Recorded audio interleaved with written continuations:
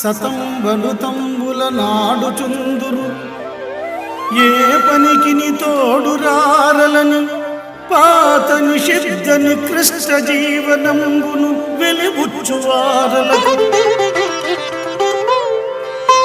బోధ అసాధ్యంగాన గీతలో ఘనులకి గాని నీచులకు జ్ఞానము రాదని రాసే కృష్ణుడు.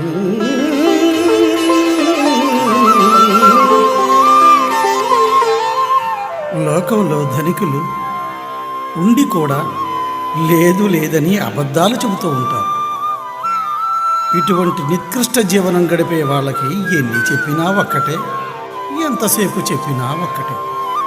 అందుకే భగవద్గీతలో కృష్ణుడు ఉండి లేదని ఏడిచే నీచులకు జ్ఞానం కలగదని స్పష్టంగా చెప్పాడు.